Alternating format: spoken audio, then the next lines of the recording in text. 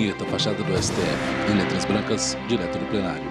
Estamos de volta, indo direto ao plenário do Supremo Tribunal Federal, pois teremos agora a continuação da sessão plenária da tarde desta quinta-feira, segunda parte, portanto, depois do intervalo, na expectativa da continuação do julgamento da ação rescisória 2921. O retorno dos ministros e a expectativa da continuação da coleta de votos, depois que na primeira parte da sessão nós tivemos o início deste julgamento, que na verdade é a continuação, inclusive, do julgamento iniciado ontem, durante a sessão plenária do STF.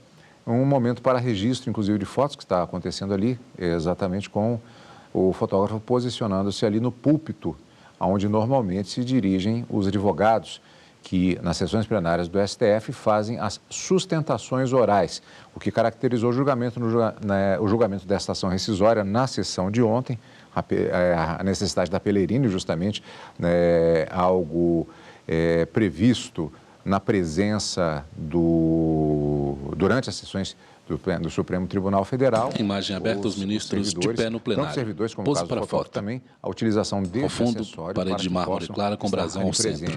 Pelerine é justamente esta pequena capa que vemos ali nos servidores, que é diferente da toga usada pelos magistrados, como estamos vendo aqui durante este momento, um pouco diferente no início da segunda parte da sessão plenária do STF. Agora sim, os ministros dirigindo-se aos respectivos lugares, e também o Procurador-Geral da República já se posicionando também. Houve a retirada da cadeira rapidamente, justamente para este posicionamento, e agora sim, para o início da sessão plenária da tarde desta quinta-feira, ao vivo, direto do plenário, segunda parte da sessão. Retoma a sessão ao centro da mesa em formato da letra U, invertida, a excelentíssima senhora ministra Rosa Weber, presidente do Supremo Tribunal Federal. Imagem aberta à sua direita, a presença do Ministério Público na pessoa do excelentíssimo senhor Augusto Aras, Procurador-Geral da República, e à sua esquerda, Carmen Lília Oliveira de Souza, assessora-chefe do plenário.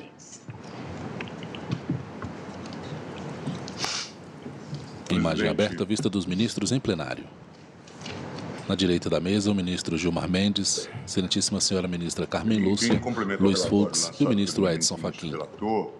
À direita da mesa, excelentíssimo senhor ministro Ricardo Lewandowski, Alexandre de Moraes, também o ministro André Mendonça. Código de Processo Civil, por meio da qual se pretende a desconstituição de acórdão proferido pela segunda turma no julgamento da extradição 1560. Com a palavra para o voto, excelentíssimo senhor ministro Gilmar Mendes. Ementa do acórdão rescindendo. Ministros votam o processo agravo. Tratado de extradição Brasil-Colômbia, ação rescisória 2921. Dupla punibilidade, prescrição da pretensão executória. Ministros julgam a ação pela qual se questiona resultado de pedido de extradição negada pelo STF. Estabelece que verifique se a reincidência. Relator é o ministro Alexandre de Moraes. Está em julgada a sentença que no país ou no estrangeiro o tenha condenado por crime anterior.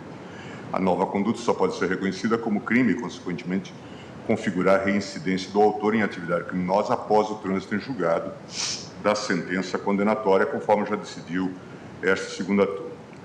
Não é possível certificar a ocorrência de novo crime para o fim de reconhecer a reincidência, causa que interromperia o prazo prescricional, fim de 9 de 7 de 2016, conforme preceitua o artigo 109, inciso 1º do Código Penal.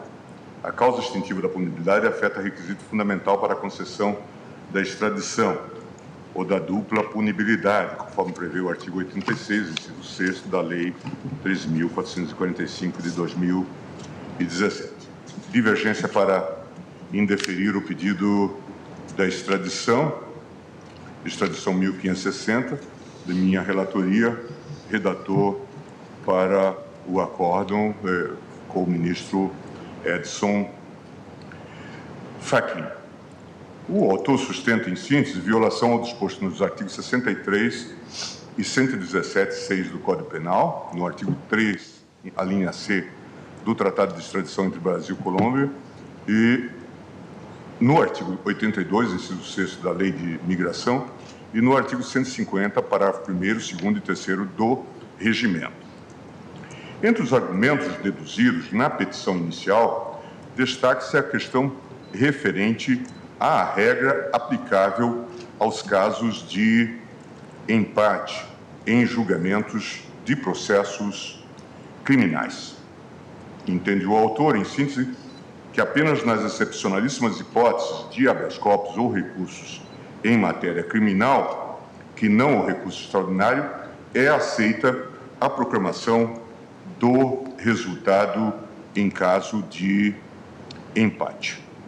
Por isso, seria inadequada a solução dada pela segunda turma no julgamento da extradição 1560, ante o empate ocorrido em meio à sessão de julgamento.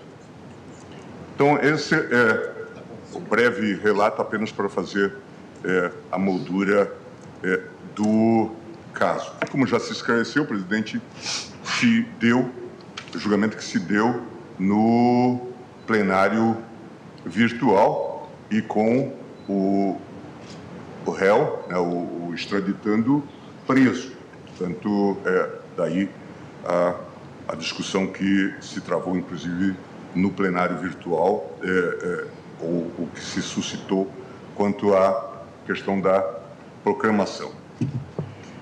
Presidente, já disse que este é um caso com uma configuração fática bastante na pautação rescisória 29 e 21, Martin Eduardo Yunes contra Jaime Suad Carmani. De difícil repetição.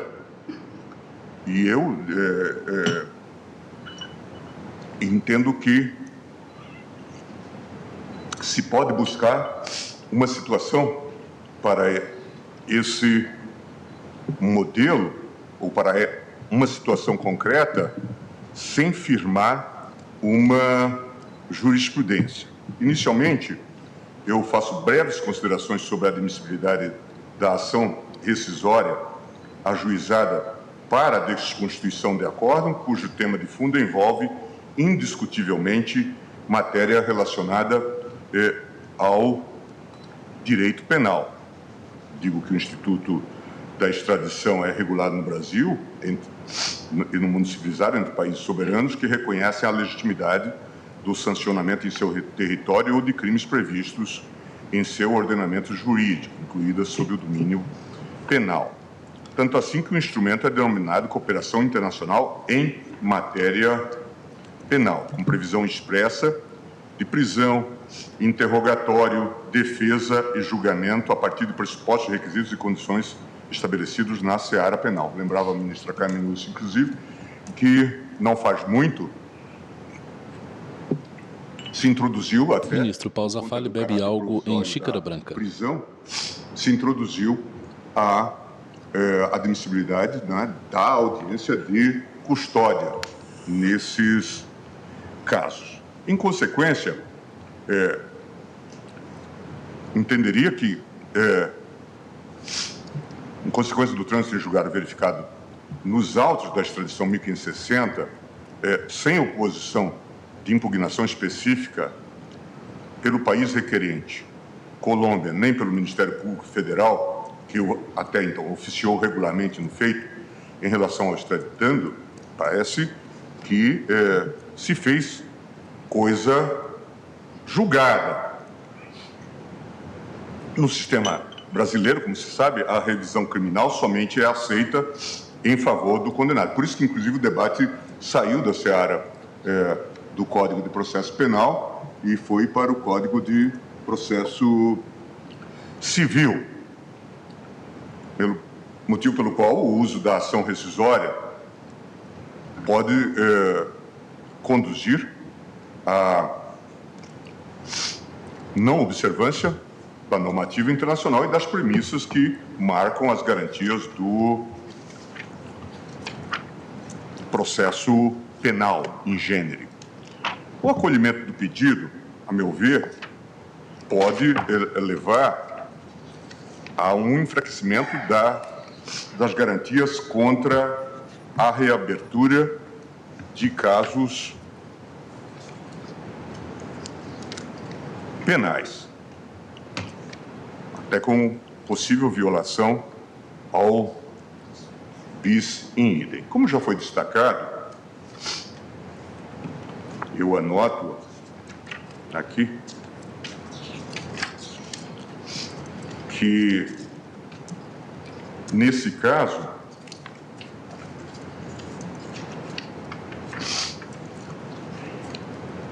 como já foi destacado, fiquei vencido no julgamento originário da extradição, porque deferia a extradição do caso, aliás, grave, envolvendo estupro e morte, ao mesmo tempo que vem, então, o debate a propósito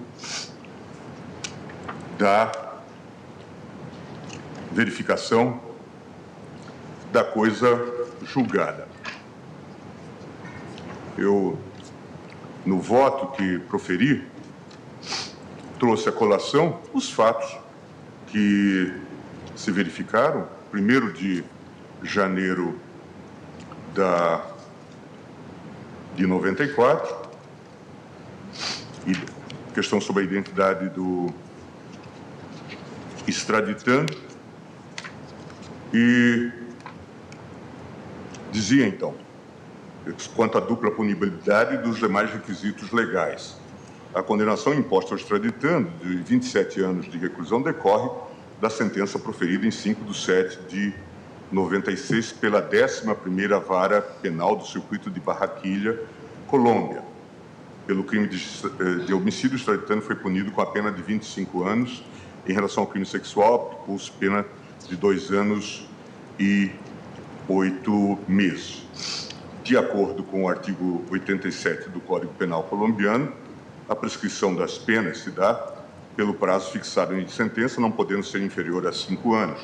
Por sua vez, a legislação nacional prevê o prazo de 20 anos de prescrição para o crime de homicídio e 8 anos para o crime sexual, conforme estabelece os artigos 109, 1 e 4 do Código Penal.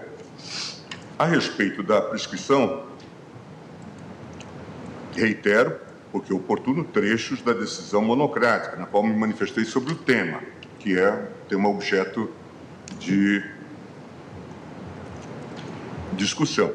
Inicialmente, em uma análise perfunctória típica desta fase processual, verifico que a alegação de prescrição da pretensão executória não pode ser demonstrada de plano. Nesse sentido, a representação policial formulada nos autos da PPE 919 tratou do tema da prescrição, destacando que a pretensão executória continuaria rígida em virtude da reincidência do extraditando. Corroborando essa alegação, o DRCI juntou aos autos deste processo documentos na pauta ação rescisória 29 e 21, relator é o excelentíssimo senhor ministro Alexandre de Moraes. Quem vota é o ministro Gilmar Mendes.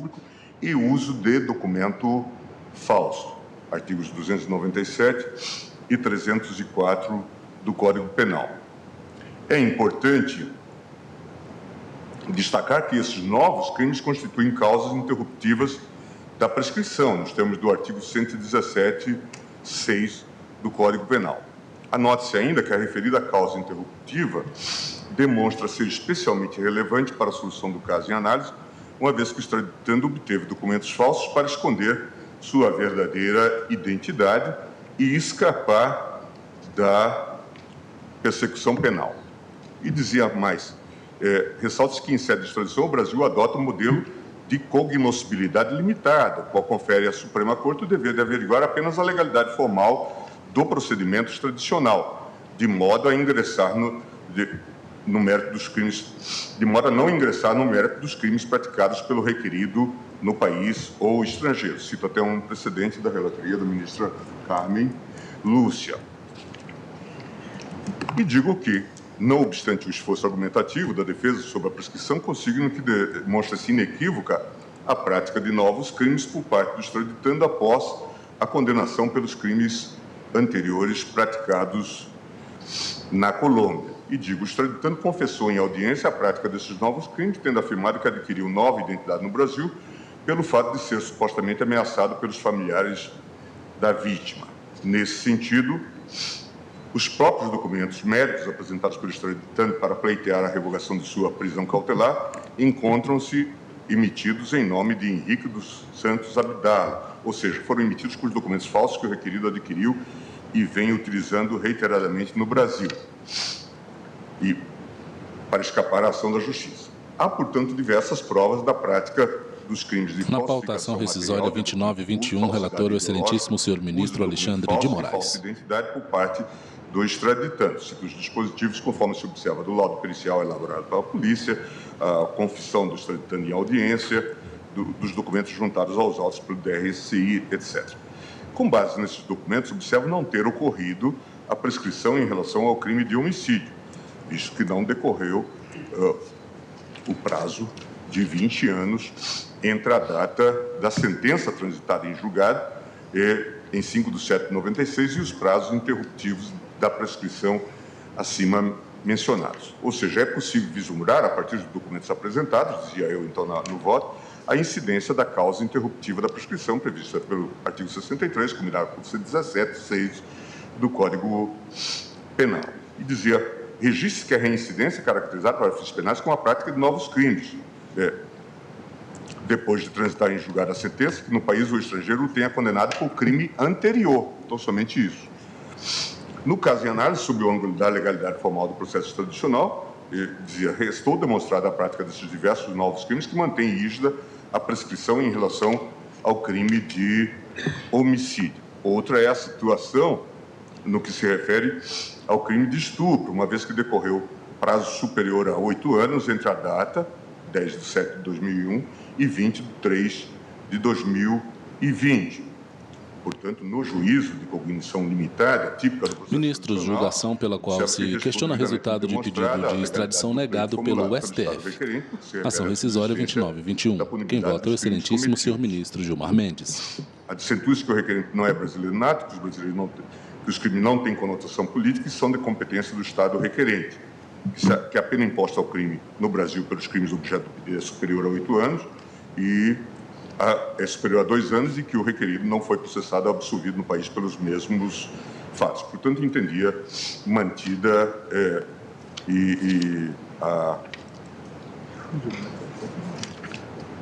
passível de extradição, e essa era a minha conclusão em relação ao crime de homicídio. Então, me parece que está bem claro, portanto, que a questão que se colocou foi a de que tínhamos... Desculpe, presidente, estou sofrendo com essa coriza aí,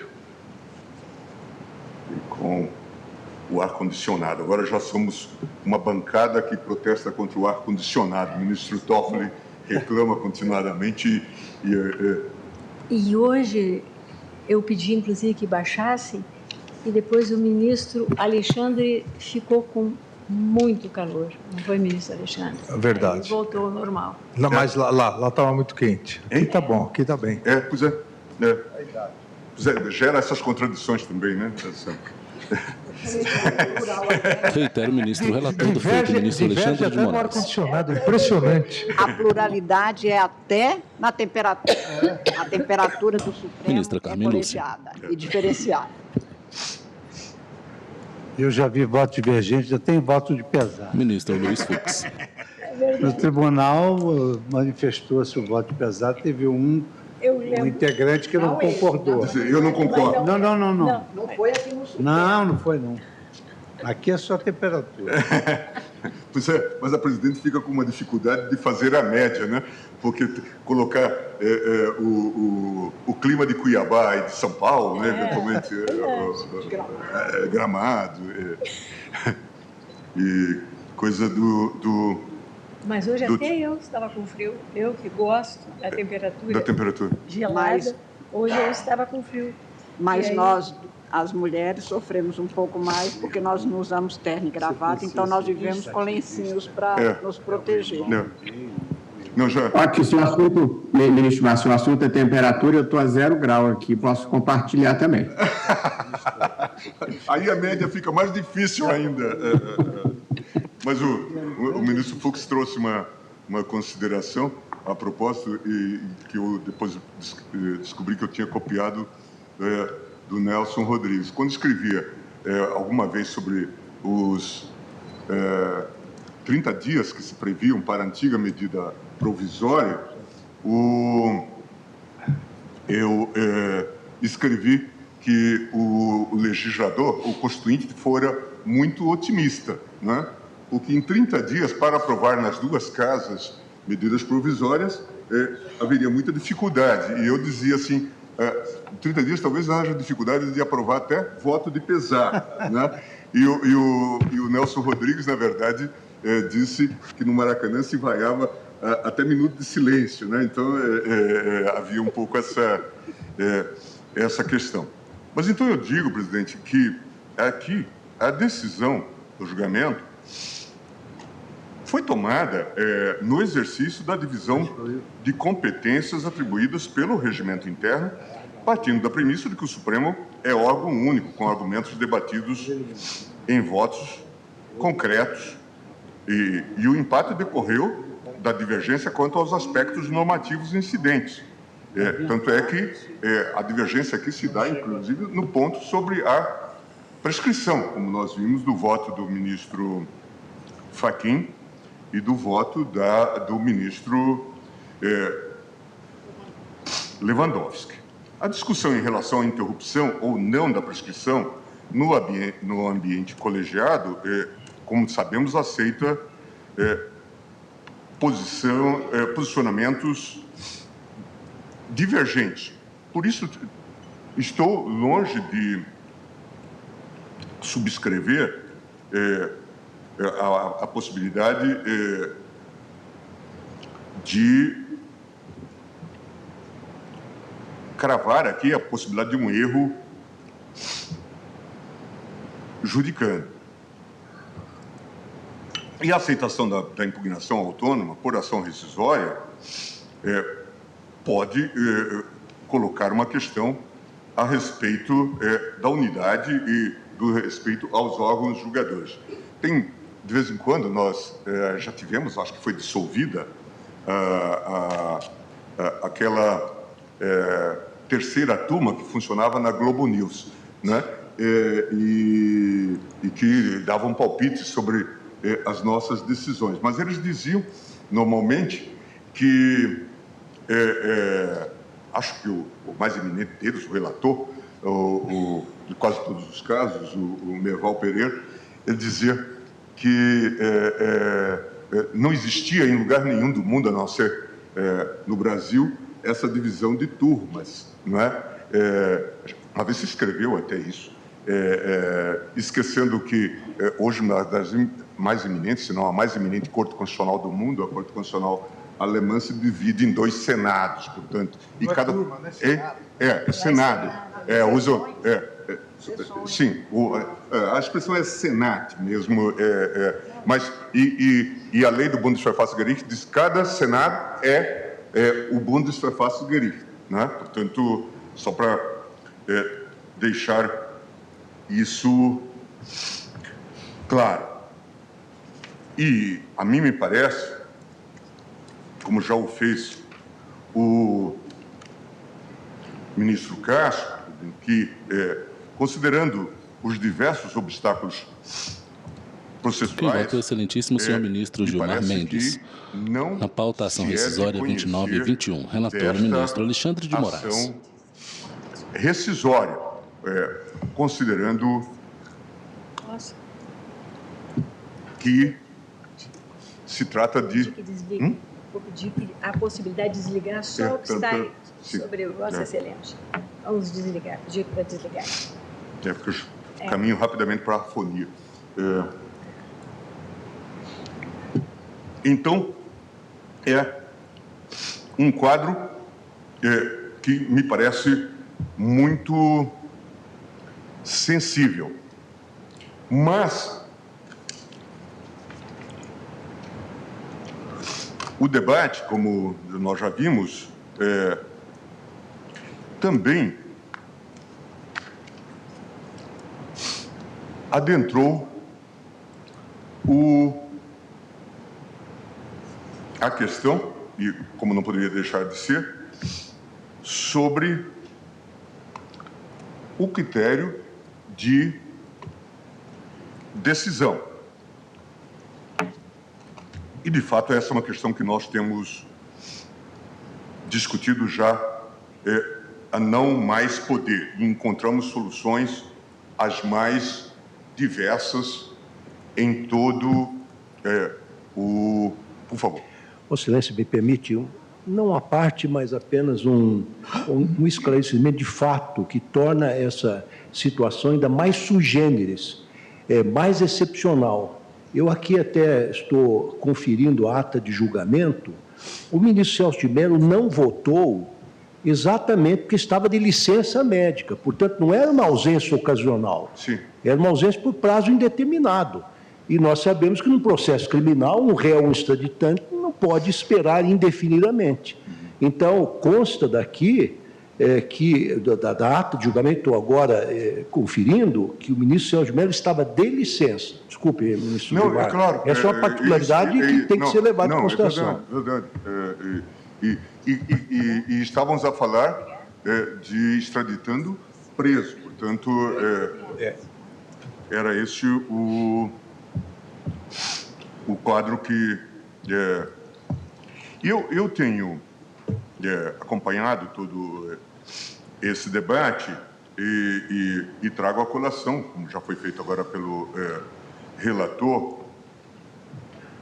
o eminente ministro Alexandre de Moraes, a questão do artigo 146, parágrafo único, e artigo 150, parágrafo 2º e 3º do regimento interno.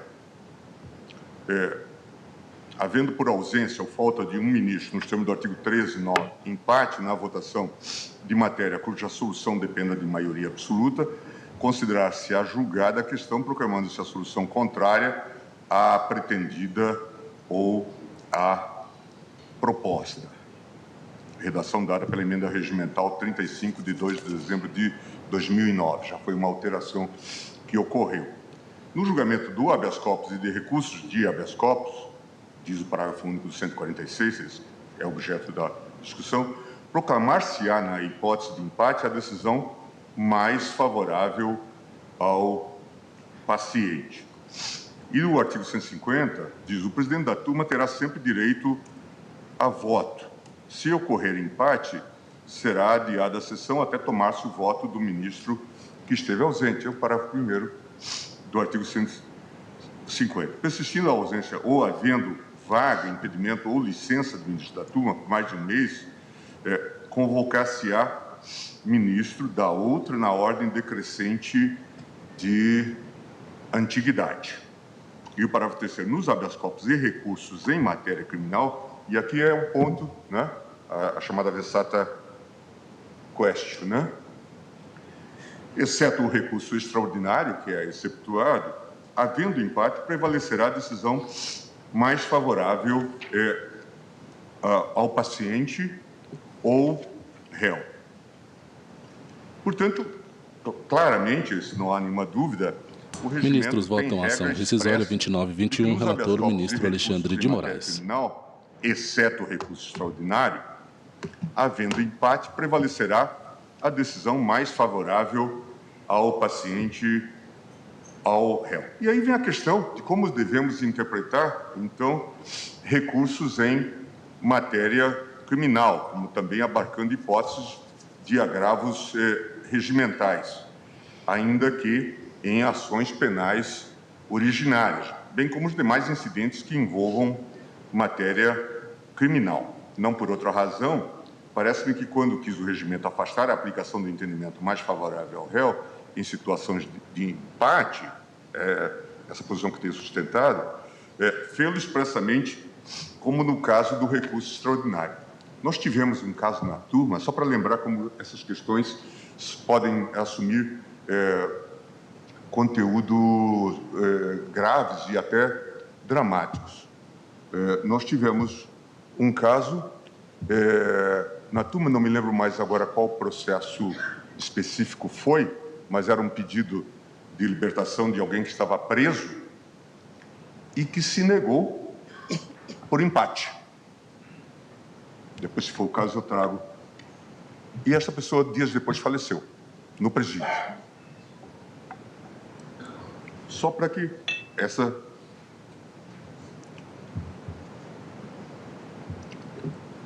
Perdão, mas isso, Gilmar, poderia ter se negado por 3-1, ele morreria do mesmo jeito. Não sei. Porque morreu reclamando das más condições. A culpa não é do empate, não é nem da votação. Intervém o excelentíssimo senhor ministro relator. Mas a culpa não é do empate, nem do regimento e nem da votação. Se é que é culpa, mas a responsabilidade foi de Deus. Vossa Excelência não precisa ficar nervoso por isso. Não, eu não estou, mas não pode colocar a culpa no empate. Não, é porque se podia haver libertação, até por razões humanitárias, como Vossa Excelência, que é um grande especialista em direito penal, direito processual penal, conhece e sabe. Mas estou fazendo o registro que é fato histórico, não tem nenhuma dúvida em relação a isso. E aí eu digo, presidente, nesse sentido, podemos encontrar diversos precedentes na segunda turma em que, mesmo não se tratando do feito de habeas corpus, o colegiado fez incidir a regra contida no parágrafo único do artigo 146. Cite-se, como exemplo, o julgamento do agravo regimental na reclamação 20.132, relatoria do ministro Teori Zavascki, em que a segunda turma, diante de situação de empate, aplicou o entendimento mais favorável ao réu. Segundo agravo regimental, reclamação, processo penal, constitucional, arquivamento de inquérito pelo STF, superveniente perda de foro originário perante a Corte. Reclamação com fundamento nos efeitos da decisão de arquivamento. Caso se enquadra na hipótese de cabimento da reclamação no STF, em forma do artigo 102.1 da Constituição. Competência para julgar a reclamação para garantia da autoridade das decisões do Supremo. Empate nas votações. Matéria criminal. Adoção de entendimento mais favorável à defesa. Precedente. Dado provimento ao agravo regimental para julgar procedente a reclamação e determinar o trancamento de procedimento de investigação criminal. Ressalte-se que, nesse julgamento, foi expressamente discutida a aplicabilidade da regra prevista no parágrafo único do artigo 146. Aqui eu trago o voto do ministro Dias Toffoli. A reclamação, tecnicamente, alguns entendem ser ação, outros entendem ser recurso, dizia o ministro Toffoli. Eu mesmo entendo ser ação, mas, no caso, quando fala em recursos em matéria criminal, o que o regimento interno está a dizer as medidas judiciais cabíveis, excetuando apenas e tão somente o recurso extraordinário. Veja que são múltiplas as leituras, né? Desde a leitura da interpretação literal até essas leituras que se vêm adotando. Se esse tema tivesse vindo a esta turma em habeas corpus, dizia ainda o ministro Toffoli, e aqui fosse ser julgado, havendo um empate, a ordem seria concedida. Ou a eventual proposição de transformação da reclamação em habeas corpus de ofício, né? Que também é possível. Além de ser aplicado tal entendimento em sede de reclamação constitucional, o colegiado também já considerou que, em havendo empate em juízo de recepção de denúncia em inquérito, deve prevalecer o entendimento mais favorável ao investigado. Cito precedente. Nesse precedente, no inquérito 3670, a aplicação da regra contida no parágrafo único do artigo 146 foi profundamente discutida pelos integrantes do colegiado. Uma das manifestações mais relevantes foi apresentada, como sempre, ministra Rosa, pelo ministro Celso de Mello, que expôs seu raciocínio durante os debates para afirmar que, tratando-se de matéria penal, o empate somente pode beneficiar aquele que sofre a persecução estatal, de tal modo que, em não havendo maioria em sentido contrário, o empate importará necessariamente em respeito à presunção constitucional de inocência. Citava, então, a Constituição, o artigo 5º, inciso 57. E tal seja a situação processual em rejeição da denúncia, ou então em absolvição na hipótese de habeas corpus em concessão do próprio rito constitucional. Destaca-se que, nesse caso, a segunda turma entendeu que, mesmo na hipótese de empate superável, o resultado desse impasse atrairia o entendimento mais favorável ao réu, não se podendo cogitar de outras alternativas, como a utilização do voto de qualidade pelo presidente, a convocação extraordinária de ministro de outra turma ou o sobrestamento do feito até a nomeação de novo ministro. Convém destacar o raciocínio trazido à baila pelo ministro Celso de Mello, no sentido de que quaisquer dessas hipóteses regimentais não poderiam se sobrepor à natureza constitucional da regra que o empate deve beneficiar o réu, conforme se observa nos seguintes trechos dos debates que também transcrevo. Dizia, então, Sua Excelência, nesse caso da reclamação citada. A norma regimental que confere ao presidente do plenário ou ao presidente de cada uma das turmas o voto de qualidade não pode nem deve incidir na hipótese de empate que eventualmente se registre em julgamentos penais, como sucede na espécie. E a razão é simples. Mera norma de índole regimental jamais poderá prevalecer em situação de antinomia sobre o texto normativo da Constituição. Sua Excelência, de uma maneira muito clara, extraía do texto constitucional a regra da presunção de inocência. Para o voto, excelentíssimo senhor ministro Gilmar Mendes. O caso ora em exame, tendo em vista a circunstância do empate, impõe a rejeição parcial da peça acusatória, que traduz a solução juridicamente mais favorável ao denunciado. Há ainda outros precedentes que podem ser mencionados. Inquérito 4451, redator para acórdão ministro Ricardo Lewandowski, PET 8179, redator para acórdão Gilmar Mendes. A análise dos precedentes do Pleno, também já foi falado aqui, segue, em princípio, a mesma linha de raciocínio. Com efeito, se em casos mais antigos, como nas ações penais 433, 480 e 516, embargo de declaração, em sessões realizadas em 4/3 de 2010, 17/9 de 2009 e 26/6 de 2013, o Tribunal optou por aguardar o voto de desempate do ministro ausente ou o provimento da cadeira em aberto. A análise dos julgados mais recentes sobre a matéria evidencia claramente a superação dessa regra. Então, chama a atenção, presidente, e acho que o precedente digno de nota, ocorreu durante o julgamento do mensalão, dado na qual essa questão foi amplamente debatida com a aplicação da regra do empate em favor dos acusados, conforme se observa dos trechos da ementa abaixo colacionados. Item 2 da denúncia, quadrilha, associação estável, organizada cujos membros agiam por divisão de tarefas, condenação das pessoas tais, absolvição de Geisa dos Santos e Ayana Tenório, nos termos do disposto no artigo 386.7 do Código de Processo Penal, absolvição também contra o voto do relator e dos demais ministros que o acompanharam, de Vinícius Samarani, ante o empate na votação, conforme decidido na questão de ordem. Procedente, portanto, absolvição dos réus, Pedro Correia, João Cláudio Janú, Enivaldo Quadrado, Valdemar Costa Neto e Jacinto Lamas, tendo em vista o empate na votação nos termos da questão de ordem resolvida pelo plenário, vencido o relator e os demais ministros. Isso na AP 470.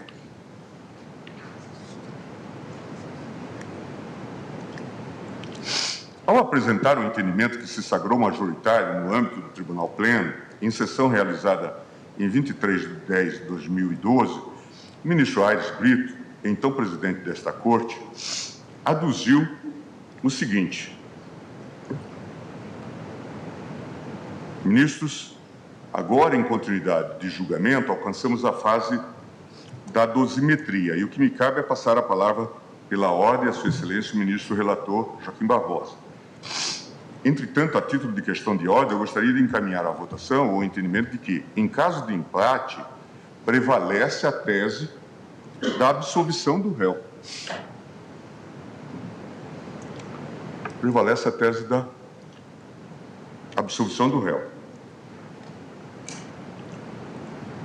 Prevalece a absolvição do réu em caso de empate porque ela exprime ou se revela como projeção do princípio constitucional da presunção da não culpabilidade. Portanto, eu resolvo dizer a questão de ordem no sentido de que, em caso de empate, a proclamação do resultado é pela absolvição do réu.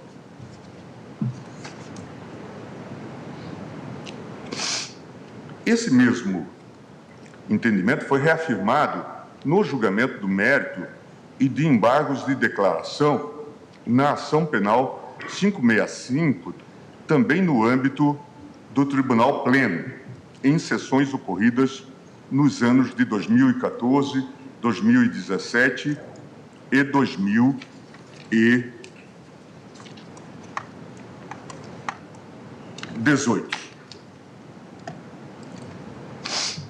Veja-se o que consta da proclamação destes julgamentos. Prosseguindo no julgamento, o tribunal julgou parcialmente procedente a ação penal para quanto ao delito do artigo 90 da Lei 8.666, de 21 de junho de 93, condenar com unanimidade os réus tais e, em face do empate, após os votos dos ministros, a ministra Carmen Lúcia, relator, Teori Zavascki, Rosa Weber, Gilmar Mendes e Celso de Mello, julgando improcedente a ação, e os votos dos ministros Dias Toffoli, revisor, Roberto Barroso, Ricardo Lewandowski, Marco Aurélio e Joaquim Barbosa, julgando procedente, absolveram os acusados, e aí os nomes, tais e tais. Esta é a ação penal 565. Vencido o ministro Marco Aurélio, que entendia ser aplicável o artigo 21, inciso 9 da linha A do regimento interno. E essa questão foi posta também na mesma AP 565. Ministros julgam a ação pela qual se questiona o resultado do pedido de extradição negado pelo STF. Ação rescisória 29 e 21. Esses autos acordam os ministros do Supremo Tribunal Federal em sessão plenária sob a presidência da ministra Carmen Lúcia, na conformidade do ato de julgamento das notas taquigráficas, verificado o empate em conhecer dos embargos de declaração e ao acolher em parte com efeitos modificativos para reduzir a pena do embargante, 4 anos de detenção em regime aberto, substituído por uma pena restritiva de direitos consistente na prestação de serviço à comunidade e por outra pena de multa, mantendo-se no mais a condenação, tudo nos termos do voto agora do ministro Dias Toffoli. Também entendo ser importante transcrever parte do debate ocorrido no julgamento dos segundos embargos de declaração na ação penal 565.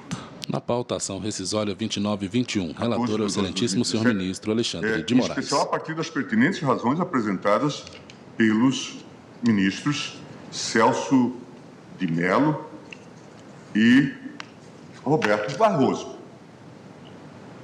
Ministro Celso de Mello. Tratando-se de matéria penal, o empate somente pode beneficiar-se aquele que sofre a persecução estatal, de tal modo que, em não havendo maioria em sentido contrário, o empate importará necessariamente em respeito à presunção constitucional de inocência, e tal seja a situação processual em rejeição da denúncia, ou então em absolvição, ou na hipótese de habeas corpus, em concessão do próprio writ constitucional. Aceitar-se em situação insuperável de empate a possibilidade de julgamento desfavorável ao réu em sede penal constituiria, na realidade, verdadeiro anacronismo por traduzir retorno a velhas concepções absolutistas. Temas que nós já conhecemos da lavra do ministro Celso de Mello. E prosseguir, Sua Excelência. O postulado in dubio pro réu traduz a fórmula liberal dos regimes democráticos sob cujo domínio não compete ao acusado provar a sua própria inocência, eis que esse encargo recai por inteiro sobre o órgão estatal da acusação penal, seja em face do que prescreve o artigo 5º, inciso 57 da Constituição, seja ainda em razão do que dispõe o artigo 156 caput do Código de Processo Penal, que atribui o ônus material da prova, tratando-se da demonstração da materialidade e da autoria do fato doloso, ao Ministério Público. A norma regimental que confere ao presidente do plenário ou ao presidente de cada uma das turmas o voto de qualidade não pode nem deve incidir na hipótese de empate que eventualmente se registre em julgamentos penais, como sucede na espécie. E prosseguia ainda o ministro Celso. E a razão é simples.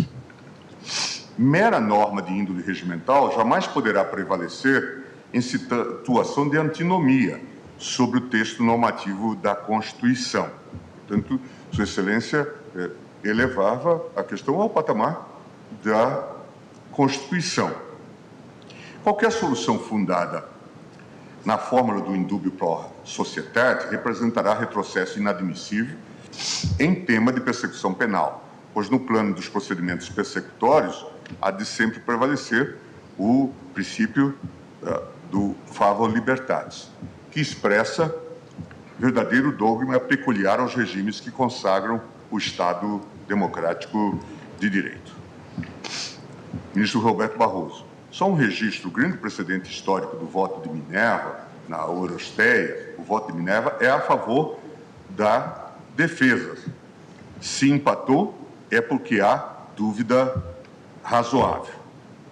Sim, dizia o ministro Celso, o julgamento de Orestes, acusado de haver matado a sua própria mãe, Clitemnestra, e o amante desta, Egisto, que haviam assassinado Agamenão, concluiu-se com o voto de Palas, Atena, Minerva no panteão romano, que desempatou a decisão, daí voto de Minerva, em favor do réu, fazendo cessar em consequência a perseguição que de modo implacável foi movida pelas eríneas, fúrias na mitologia romana, que o atormentaram incessantemente até a sua final absolvição. Portanto, a mim me parece, presidente, que, sob a perspectiva da interpretação constitucional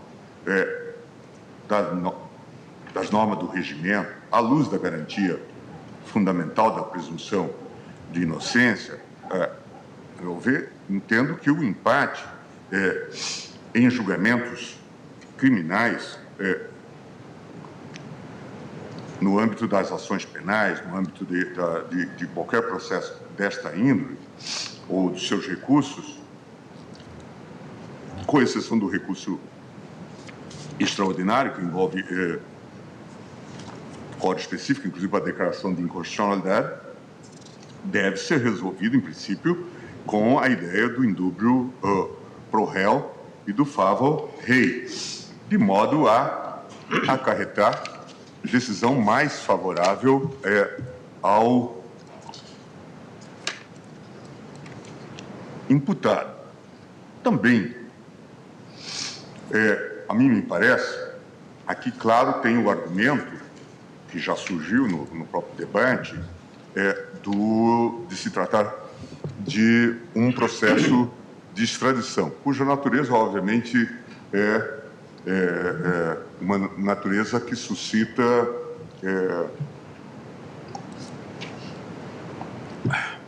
Ministro, pausa a fala e bebe água. Se estaríamos diante de um procedimento criminal típico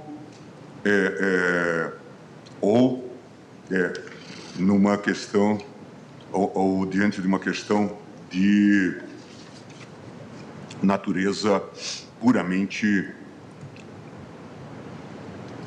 alguns até dizem, em alguns países hoje, isso chega a ser um procedimento administrativo, né?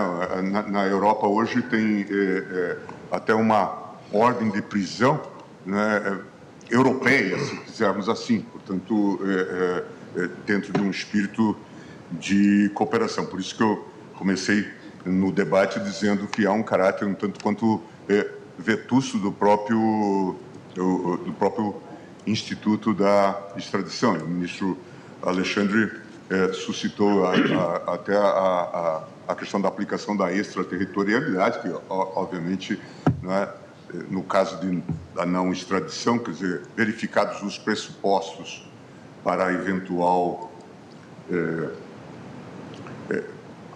quanto à rigidez do procedimento criminal, quer dizer, a observação do devido processo legal, do contraditório, da ampla defesa, juiz natural, não haveria maiores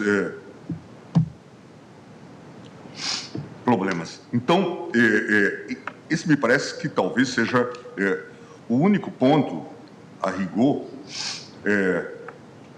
de distinguish. E, claro, nós não temos tantos casos de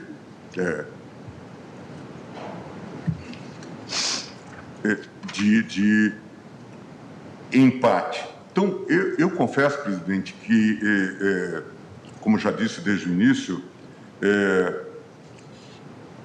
que esse tema, o pano de fundo, me comove assaz.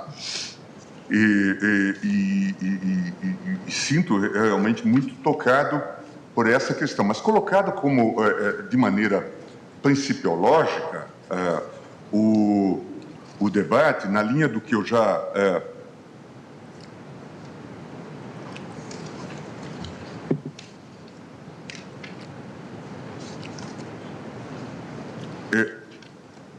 Na linha do que eu já...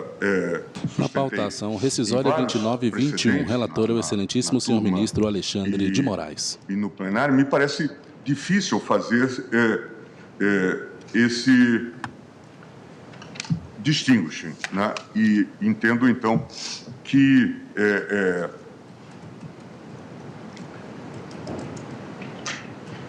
nós devemos olhar essa questão com muito cuidado, tendo em vista a assertiva psicológica. Não sou refratário, não seria refratário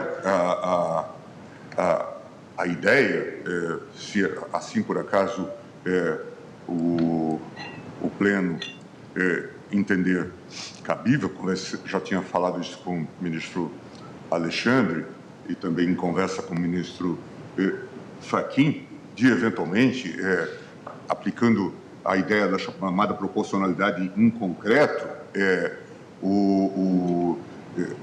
singularizando para este caso e tendo em vista as especificidades deste caso. Lembrava esses dias aqui o célebre caso do ministro Sepúlveda Pertence, da chamada investigação de paternidade, em que Sua Excelência aqui tinha posição contra ou a favor da investigação de paternidade, considerou que naquele caso específico o ministro Gilmar se impunha a quem seria alvo da investigação ou que teria que colaborar com dados para o exame, que aquilo era uma atitude vexatória e atentatória para a dignidade da pessoa humana. Então, não sou refratário a isso, mas dependendo da Constituição que se venha a fazer no plenário, mas eu estou votando na linha, pedindo todas as vênias ao eminente relator, que em cumprimento pela diligência e pela forma com que se houve na exposição deste caso, mas eu estou votando pela improcedência na linha do que fez o revisor, pedindo todas as vênias. E desculpas, presidente, porque realmente parece que ainda bem que o ministro Alexandre não ficou a me apartear, porque senão eu teria dificuldade, acabaria mais afônico ainda. Muito obrigada, ministro Gilmar Mendes. Presidente, posso só fazer uma consideração? Eu não quis apartear o nosso decano. Acho que é importante fazer uma observação. Todos os julgados, e parabenizo o ministro Gilmar pela pesquisa, pelo voto, mas todos os julgados citados pelo ministro Gilmar, que são importantíssimos, se trata de uma hipótese totalmente diferente dessa, por dois motivos. Ministro, julga a ação pela qual se questiona o resultado do pedido de extradição negado pelo STF. Por serem julgados do plenário, ação rescisória 29-21, relator o excelentíssimo ministro Alexandre de Moraes. Não solucionáveis. Pelo que eu até citei no início do meu voto, se a extradição fosse aqui, no plenário 5-5, e houvesse uma cadeira vaga ou alguém impedido, é um empate não solucionável. E as hipóteses do ministro Gilmar são hipóteses de empates não solucionáveis de uma natureza diversa à ação penal. Aqui o empate era totalmente solucionável, até porque, e o eminente ministro Ricardo Lewandowski bem citou, que esse julgamento foi de 18 de 9 de 2020 a 25 de 9 de 2020, na sessão virtual. E o ministro Celso de Mello estava em licença saúde. Na sessão imediatamente seguinte, que começou 25 de 9 até 2 de 10, o ministro Celso de Mello já estava de volta, já votou, inclusive numa extradição. Então, bastaria aguardar uma semana para que todos os componentes da turma pudessem votar. Então, acho que é importante até esse debate para definirmos o que é o empate solucionável e que permite que todos participem, o empate não solucionável. Obrigado, presidente. Só um ponto que eu tinha até saltado, que eu estava citando na AP 433, da relatoria da ministra Ellen Grace. Ela tinha até um debate, nesse caso, se, diante do caso, nós deveríamos julgar o caso naquele momento. Isso surge, né? E surge diante de pessoas que estão, por exemplo, presas, ou que daqui a pouco vão morrer, ou que não recebem tratamento adequado na prisão, dependendo do tipo de caso. Mas ela dizia, então, para ficar em fatos longínquos na história, nós estamos diante de um caso que tem uma particularidade realmente única. Estamos diante de uma prescrição a ocorrer em data de amanhã. Porque tentar abordar casos, a gente consegue trazer vários. Portanto, qualquer postergação da solução resultará neste efeito, o que faz, sim, diferença para os réus. Diferença. Uma coisa é ser absolvido, dizia Sua Excelência. Outra coisa é ter decretado a prescrição do delito. Quer dizer, tudo isso tem implicações, por isso que, e claro, o debate se faz, e por isso até o Congresso está se debruçando sobre essa temática. O tema é de fato sensível.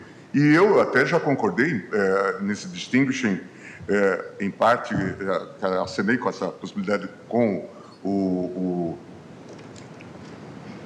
ministro Alexandre, na perspectiva de que, de fato, a gente está diante de um caso com muitas peculiaridades, não é? Mas é muito difícil. Ministro, pausa a fala e bebe água. Negar também o caráter penal da extradição, considerando que é uma cooperação internacional no plano penal. Mas isso, o debate é extremamente importante e rico, e de fato eu estou imensamente sensibilizado por esse tipo de consideração dessa moldura fática da espécie, de modo que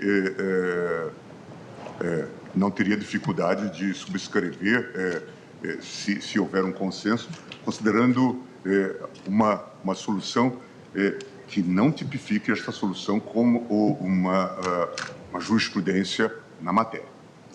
Obrigada, ministro Gilmar. Como vota o ministro André Mendonça.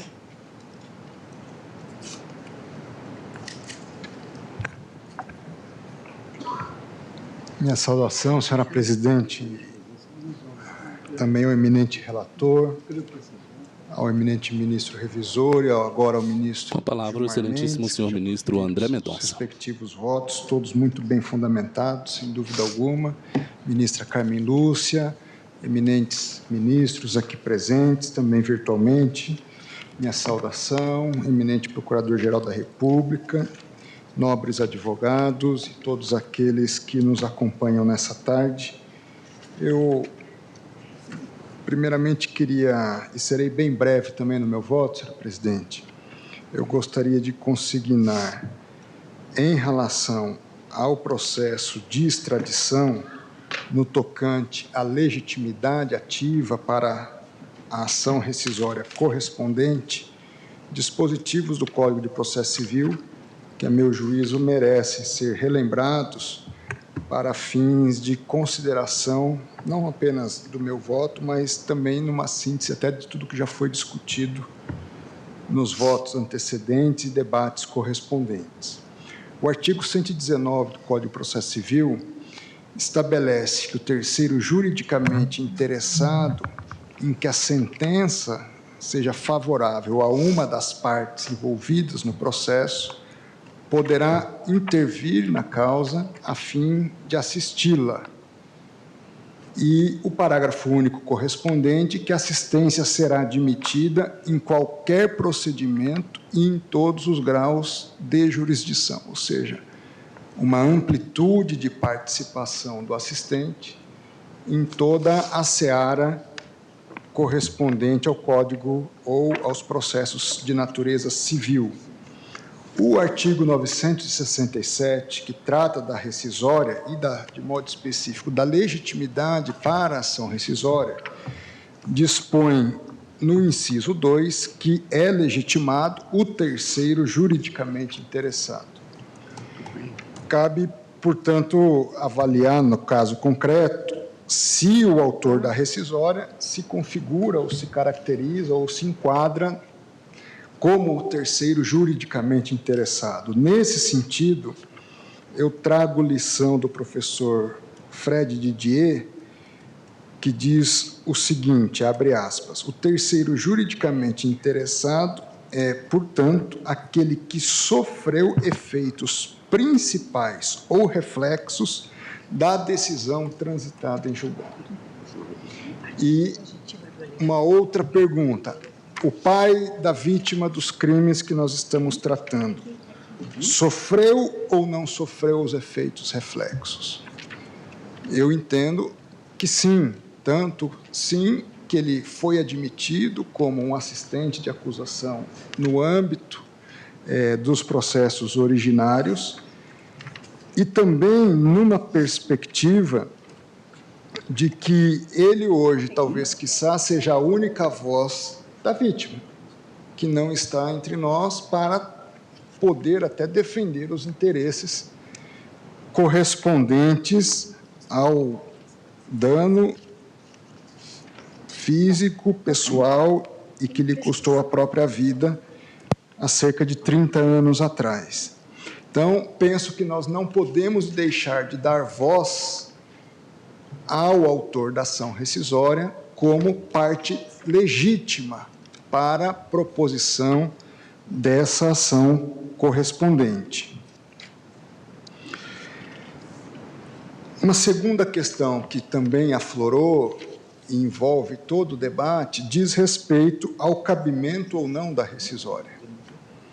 E, nesse ponto, o artigo 966, inciso 5, diz que a rescisória cabe se houver violação, manifesta violação à norma jurídica. Nesse ponto específico, penso eu que essa questão preliminar, ela se confunde com a própria discussão de mérito, que envolve, que é um mérito processual também, que envolve a questão do empate. Se a deliberação que resultou em empate no âmbito da turma, ela, ao não ser solucionada num caminho sequencial, à luz dos parágrafos 1º e 2º do artigo 150 do regimento, ela teria ou não violado o próprio regimento. Eu penso que, se nós tivéssemos, de forma clara, tratando de recursos em matéria criminal, certamente nós teríamos um enquadramento no parágrafo 3º correspondente que demandaria a prevalência do empate. No entanto, penso eu que, dada a natureza jurídica que envolve o processo de extradição, e aqui eu trago as lições para responder a essa natureza jurídica, ao menos sob a minha ótica, do eminente ministro Celso de Mello, que tantas vezes aqui foi referenciado, no julgamento do habeas corpus 71.402, julgado em 1994. Diz o eminente ministro decano, hoje aposentado, que impende observar que a ação de extradição passiva não faz instaurar perante esta Suprema Corte procedimento de caráter penal acusatório. Prossegue Sua Excelência, não submete, portanto, o extraditando no Brasil a julgamento pela suposta prática de infrações penais que teria cometido no exterior. E conclui que a extradição, considerada a partir dessa perspectiva, não se reveste de caráter punitivo.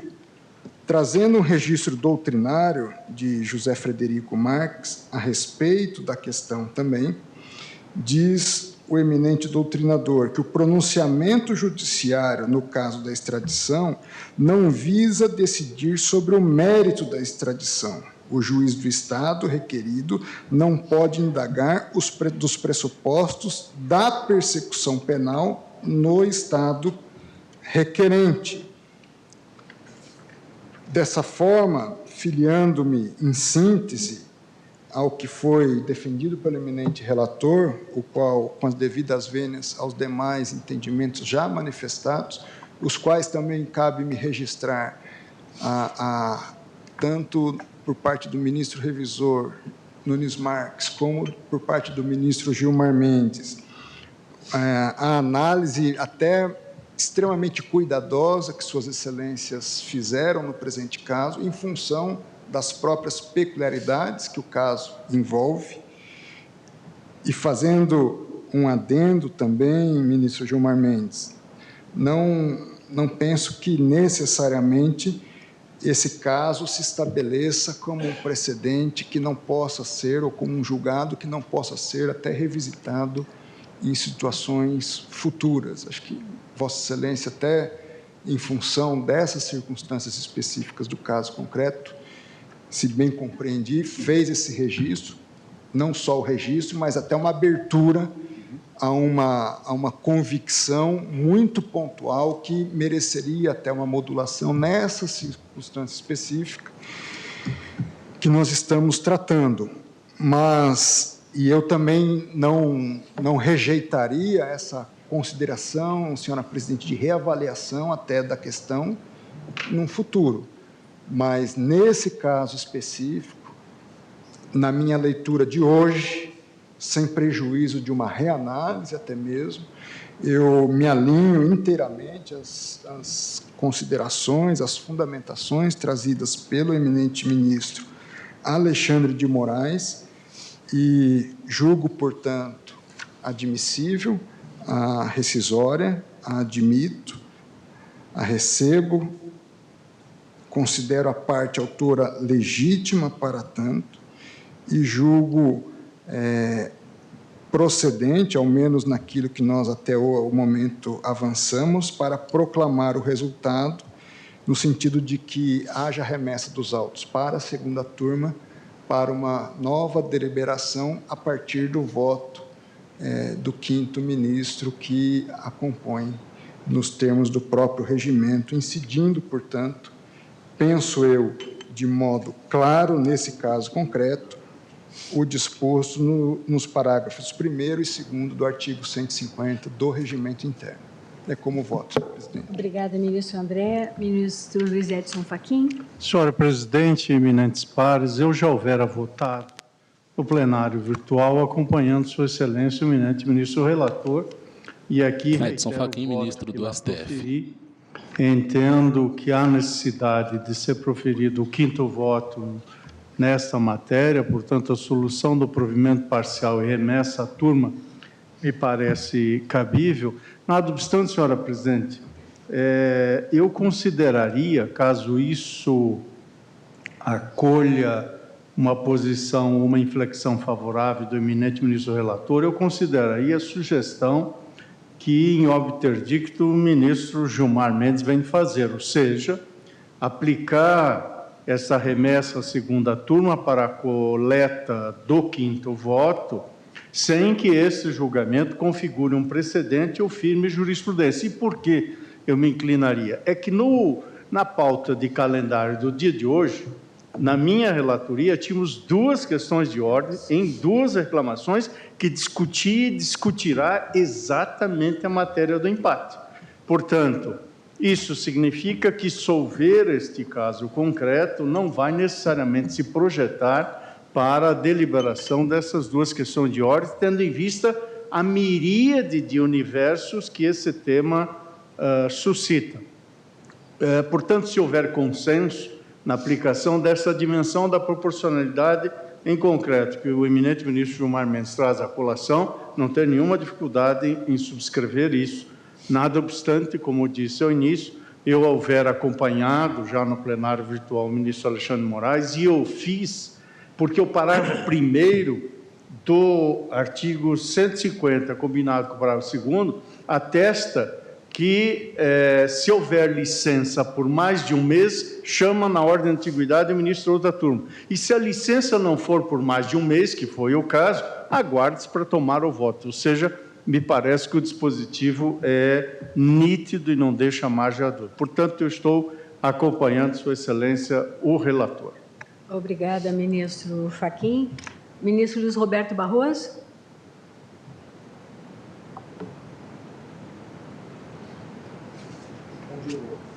Muito boa noite, presidente. Boa noite. Ministra Carmen Lúcia, pesados colegas e ministros, senhor Procurador-Geral da República, senhores servidores. Eu acompanhei... Ministro Luiz Roberto Barroso, vice-presidente do STF. Julgamento, presidente envia as discussões, todas muito interessantes e bem levantadas. Eu assento em primeiro lugar que entendo pelo cabimento, sim, da ação rescisória e, tal como penso já o fizera o eminente relator... Ministros julgam a ação pela qual se questiona o resultado do pedido de extradição negado pelo STF. Cooperação judiciária internacional de cunho predominantemente administrativo. E, portanto, não acolho o argumento de descabimento da ação rescisória por se tratar de procedimento criminal. E tampouco acolho o argumento da ilegitimidade ativa do autor da ação, de modo que eu admito a ação rescisória e, ao admiti-la, presidente, eu pedindo todas as vezes aos argumentos contrários... Na pauta, ação rescisória 29 e 21, relator é o excelentíssimo senhor ministro Alexandre de Moraes. Ministro Cássio Nunes Marques, eu entendo, tal como fez o relator, que a hipótese é de se julgar parcialmente o pedido para que se venha acolher o 5º voto ainda na turma. Penso que essa seja a interpretação mais consentânea com o que dispõe o regimento interno. O pedido é acolhido parcialmente porque nós não estamos acolhendo esse requerimento na parte em que pede que já rejulguemos a questão de fundo, a questão de mérito da ocorrência ou não da prescrição. Portanto, eu estou votando no sentido de que o processo volte à 2ª turma para que seja acolhido o voto do ministro faltante. Ou, se for o caso, que se tome emprestado o ministro de outra turma. É isso, presidente. Julgo, portanto, parcialmente proceder. Conheço e julgo parcialmente procedente o pedido para a volta do processo à 2ª turma para a conclusão do processo deliberativo. Como voto, presidente? Obrigada, ministro Luiz Roberto. Senhora presidente, uma pequena e rápida intervenção. Por videoconferência intervém o excelentíssimo senhor ministro Nunes Marques. No meu voto, na fundamentação, eu corroboro com tudo que o ministro Luiz Roberto Barroso falou. O procedimento de extradição é um procedimento de direito público internacional, administrativo, e não é um procedimento criminal. Eu concordo com tudo que Vossa Excelência falou. O que eu distingui neste processo especificamente, é que havia uma discussão sobre a possibilidade de dupla punibilidade. E a discussão travada neste caso, diferente da maioria dos casos de extradição, é de natureza criminal, que foi a prescrição. Então, assim, só para deixar claro, que em nenhum momento votei nesse sentido de que a extradição é um procedimento criminal. Concordo com Vossa Excelência, na minha fundamentação é idêntica à fundamentação de Vossa Excelência, só que nesse caso travou-se um debate em matéria criminal. Aí, diante desse debate, tendo como fundo de direito a matéria criminal, aí que se tenta fazer uma correlação ou não na interpretação do regimento. Mas na maioria dos outros casos, essa discussão, ela sequer existe. Então fica incólume ali o procedimento como direito público internacional e afastado totalmente da natureza criminal. É só para esclarecer esse ponto. Ministro Cássio, se me permite, presidente. Pois não. Mas, de fato, esse argumento que eu rebati não foi suscitado por Vossa Excelência realmente. Foi outro ministro Luiz Roberto Barroso. Foi outro colega, não Vossa Excelência. Tá, muito obrigado. Eu agradeço e colho o voto do ministro Luiz Fux. Senhora Presidente, Igreja Corte, ilustre representante do Ministério Público. Senhora Presidente, eu entendo, em primeiro lugar... Luiz Fux, ministro do STF. ...de causa do terceiro prejudicado, tanto na medida em que ele pode pedir reparação do dano ex delito, como ele pode pedir, por legitimação ordinária, o dano moral. Então, ele tem legitimidade para a ação rescisória. Se assim não bastasse, a regra do artigo do Código de Processo Civil é claríssima ao enumerar os legitimados. As partes, o terceiro prejudicado e o Ministério Público em 2 casos de colusão e dolo.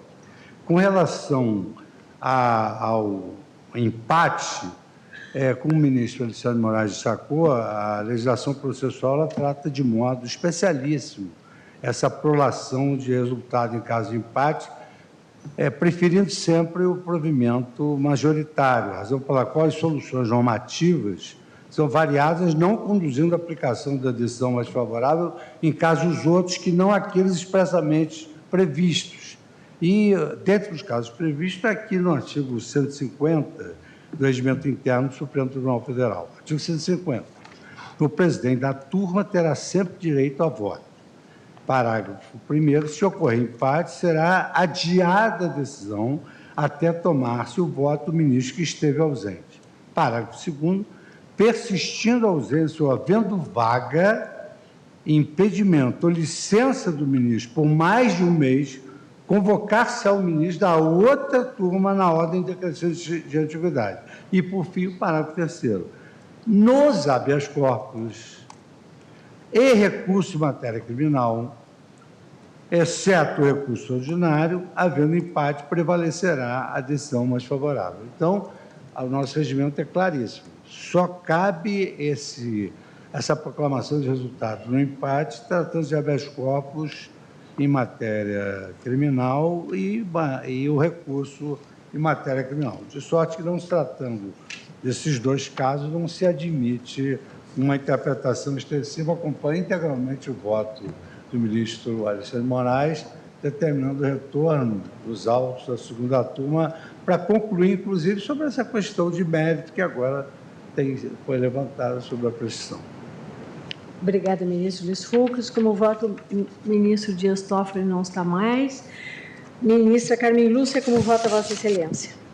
Senhora Presidente, senhores ministros, senhor vice-procurador-geral, senhores advogados, todos que nos assistem, senhores servidores, tal como o ministro Fachin, também eu já tinha votado no plenário virtual este caso, acompanhando o ministro relator. Carmen Lúcia, ministra do STF. Estou mantendo meu voto, enfatizando quanto às preliminares, que tenho como legitimada ação rescisória 2921, relator ministro Alexandre de Moraes. A autora dessa ação rescisória, pelas razões que foram expostas desde o voto do ministro Alexandre de Moraes, relator. Ministros julgam a ação pela qual se questiona o resultado do pedido de extradição negado pelo STF. Mesmo sendo um contato entre Estados soberanos. Neste caso, comparece na condição de um interessado direto e, por isso mesmo, nós não estaríamos trabalhando na vertente da justiça material, no caso concreto, se assim não fosse. E não apenas neste caso, mas nos casos em que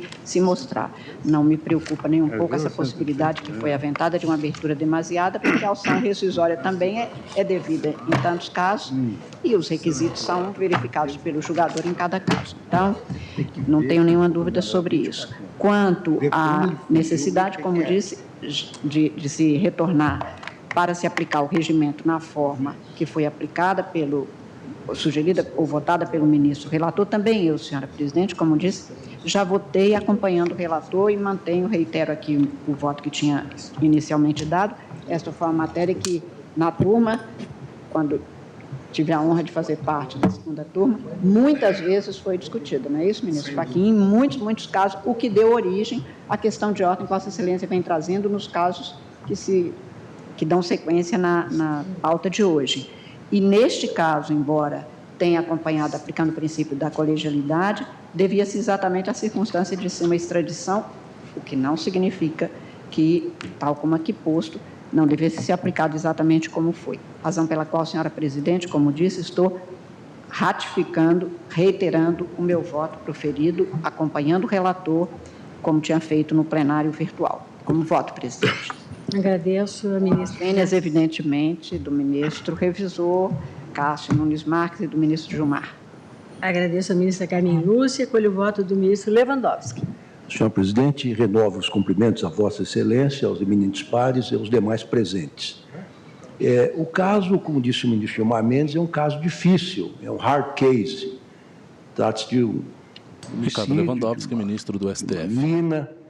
E que 30 anos depois do ocorrido volta a ser apreciado por esta Suprema Corte. Portanto, qualquer solução que se dê aqui é uma solução ruim para o direito, ruim para a justiça, ruim para os envolvidos, inclusive o Estado que pleiteia a extradição. Eu vou pedir vênia para discordar do eminente relator e entender que não é cabível ação rescisória quando se trata de extradição, porque se trata de um procedimento de natureza sui generis, que diz respeito ou que constitui um instrumento de cooperação internacional para a repressão da criminalidade comum.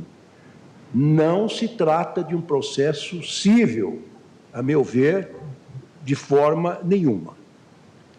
Embora o processo extradicional não se revista de caráter punitivo, aplicam-se a ele subsidiariamente, como já disseram alguns aqui, as disposições do Código de Processo Penal, que não prevê o cabimento de ação rescisória nessas hipóteses. Não há, podemos revirar o Código de Processo Penal, não há previsão.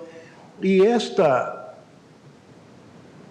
realidade foi assentada num voto que considero brilhante do ministro Edson Fachin na extradição 1570 embargos declaratórios, ou de declaração.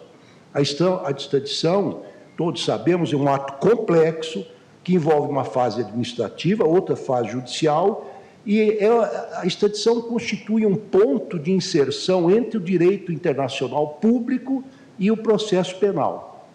Portanto, não cabe, a meu ver, de forma nenhuma, com devida vênia, insisto, a ação rescisória. E, superado esse ponto, senhor presidente, eu gostaria de assentar também que entendo que falece legitimidade aquele que ajuizou esta rescisória, porque trata-se de um procedimento em que dois Estados soberanos dialogam com relação à possível extradição de um acusado da prática de um determinado crime. Se nós admitirmos, como já disse, a possibilidade do próprio extraditando ou de terceiros interessados ajuizarem ações rescisórias, nós teremos daqui por diante sérios problemas, porque penso eu que nenhuma ação rescisória se tornará eficaz antes do decurso do prazo da ação rescisória. Nós vamos abarrotar ainda mais as turmas para o exame desta magna questão. Então, há uma questão, a meu ver, estritamente jurídica e há uma questão de política criminal, de administração mesmo dos feitos que tramitam nesta casa. Eu também já me pronunciei nesse sentido, senhor presidente, na extradição 1471, em que fui relator. E aí eu acrescentei mais um argumento, senhor presidente, eminentes pares, que é o seguinte, que não seria possível, dentre outras razões, admitir a rescisória, porque não seria admissível reconhecer um erro num procedimento de natureza penal em prejuízo do réu. Isto também foi assentado em todas as letras no habeas corpus 83.545 de São Paulo, de relatoria do ministro César Peluso, que é, como todos nós sabemos, eu conheço de longa data, foi desembargador de São Paulo, um homem, um juiz rigorosíssimo até em matéria penal. Quanto à aplicação do princípio indúbio pro réu, senhor presidente, eu vou pedir licença para novamente trazer à colação, à apreciação dos eminentes pares, um trecho de um pronunciamento, de uma fala do eminente ministro Celso de Mello, inesquecível. Quem vota é o excelentíssimo senhor ministro Ricardo Lewandowski. 564, embargo de declaração.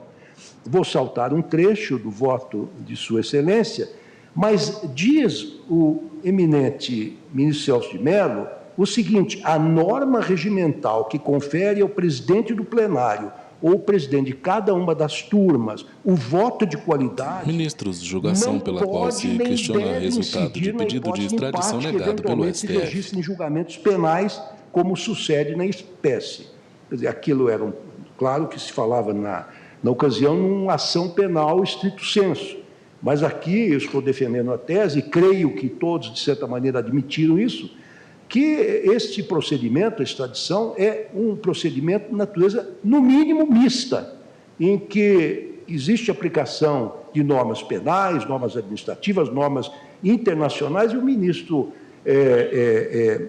ministro Cássio Nunes Marques, com a sapiência de sempre, ele agora mostra exatamente, se não pudermos generalizar essa tese desta natureza mista da extradição, no caso que estamos examinando, como nós estamos decidindo sobre a prescrição, a natureza penal é claramente prevalente na espécie.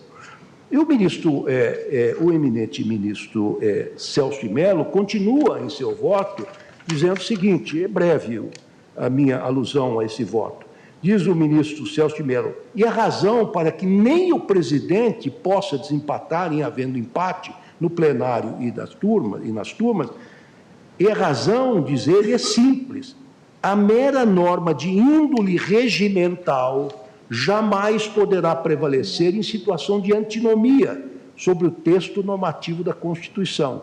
Qualquer solução fundada na fórmula indubio pro societate representará retrocesso inadmissível em tema de persecução penal, pois no plano dos procedimentos persecutórios, e este é um caso, claramente um procedimento persecutório, iniciado por um Estado soberano estrangeiro, há sempre de prevalecer o princípio do favor libertatis, que expressa verdadeiro dogma peculiar aos regimes que consagram o Estado democrático de direito. Exatamente disso que se trata.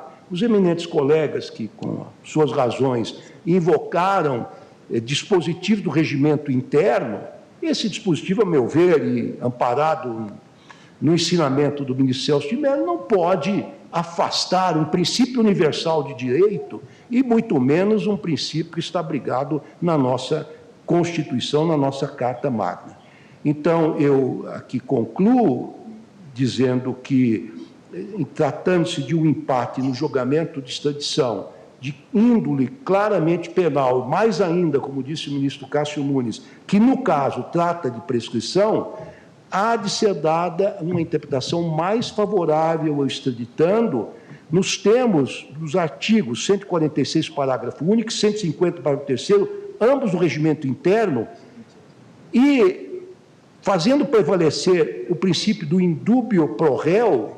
E aqui eu aplico esses dois dispositivos regimentais no sentido de trazer a analogia in bonam partem que favorece aqui o extraditando. Então, em conclusão, senhor presidente, com devida vênia do relator e daqueles que pensam de forma contrária, eu voto pelo não conhecimento da ação rescisória, em razão da inadequação da via processual eleita e, mais ainda agora, em razão, segundo penso, da ilegitimidade de parte. E, caso vencido nesta questão, no que toca à aplicação do princípio do indúbio pro réu, que entendo prevalente no caso, e, em razão disso, eu julgo improcedente a ação rescisória. É como voto, senhor presidente. Obrigada, ministro Lewandowski.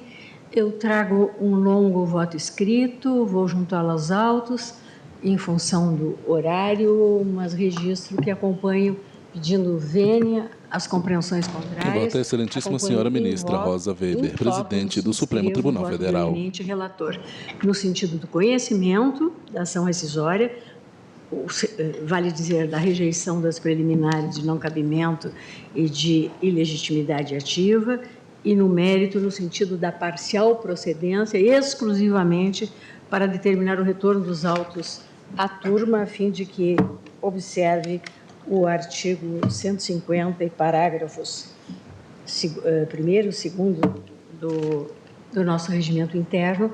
Eu devolvo a palavra ao ministro Alexandre para alguma consideração, pois não? Obrigado, presidente. Presidente, só para tornar público, que pedi aqui ao eminente ministro André, que é presidente da segunda turma, em virtude da prescrição próxima... Alexandre de Moraes, ministro do Supremo Tribunal Federal e relator da ação rescisória. Compromisso em fazê-lo também. Pois não. Meu compromisso também em levar isso na próxima... Ao processo. Então, eu agradeço a manifestação de todos e proclamo o resultado.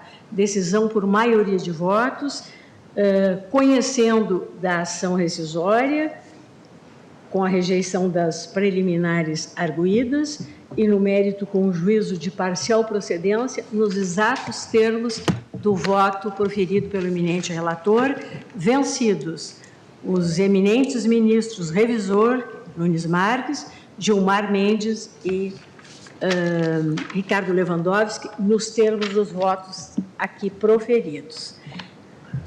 Senhores ministros, ontem à noite, quando eu alinhava algumas ideias para a apresentação de um livro, eu deparei-me com a manifestação de um eminente ministro desta casa, ao tomar posse na presidência, quando ele disse, aspas, nós temos um sonho, o sonho de ver um judiciário forte, unido e prestigiado, que possa ocupar o lugar que merece no cenário social. Ao centro da mesa, quem fala é a excelentíssima senhora ministra Rosa Weber, presidente do Supremo Tribunal Federal. De seus valorosos integrantes e que possa colaborar efetivamente na construção de uma sociedade mais livre, mais justa e mais solidária, como determina a Constituição da República, a qual todos os magistrados brasileiros, de forma uníssona, juraram respeitar e defender. Fecho aspas. Como eu comungo destes ideais, um judiciário forte, unido e prestigiado, e uma sociedade mais livre, mais justa e mais solidária, eu peço licença ao ministro Ricardo Lewandowski, que proferiu estas palavras, o norte de sua brilhante atuação jurisdicional, para, homenageando-o, fazê-las minhas e, com elas, encerrar essa sessão. Uma boa noite a todos. Obrigado.